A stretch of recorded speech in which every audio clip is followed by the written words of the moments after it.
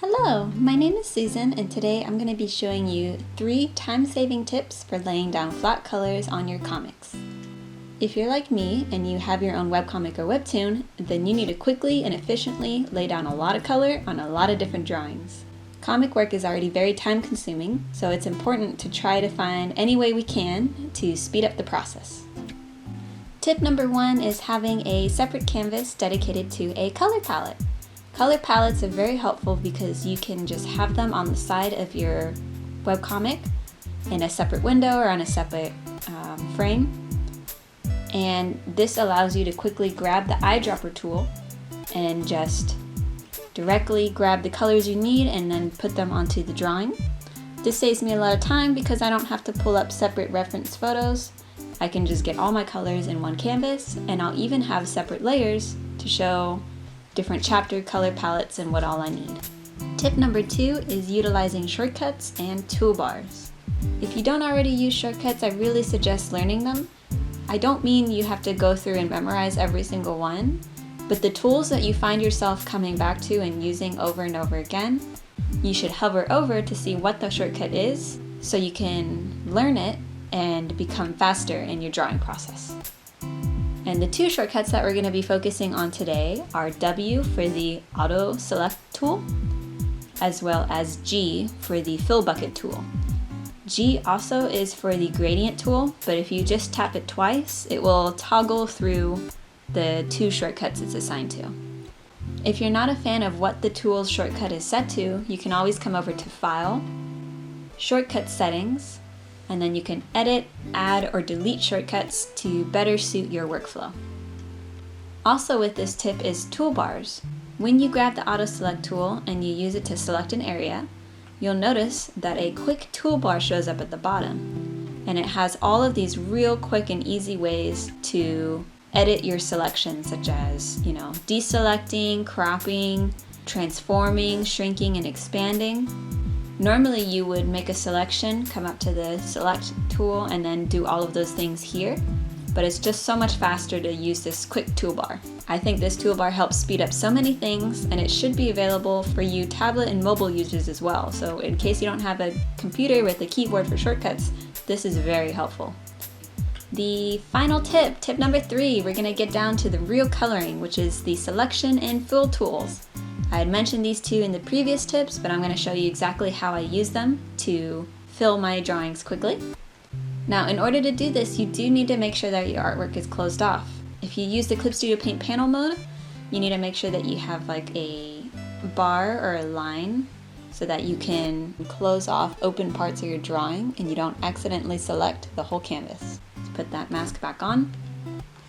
So I like to start off by making about as many layers as I think I'm going to need and naming them accordingly. I can always add or delete layers later.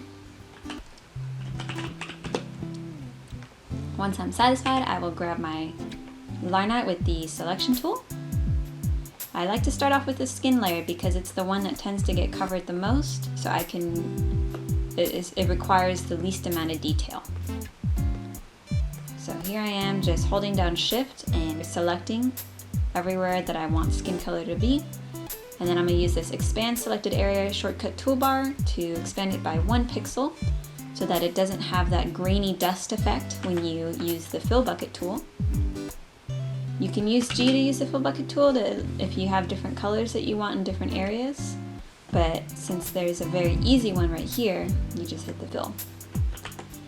And it's not perfect, you do have to come in and fill in some of the missed areas, but it's a lot faster than coloring in everything by hand.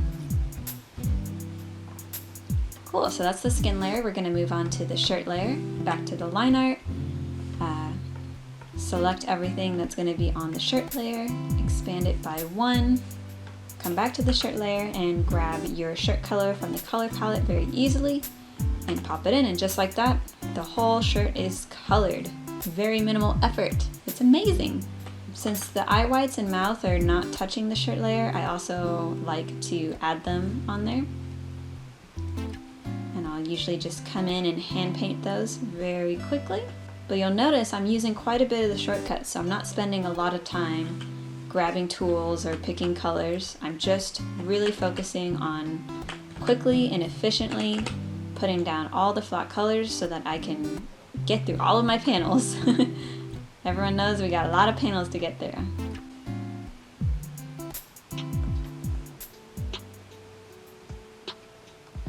Once satisfied with that, let's move on to the hair layer and grab everything where there's going to be hair. Grab. Span that.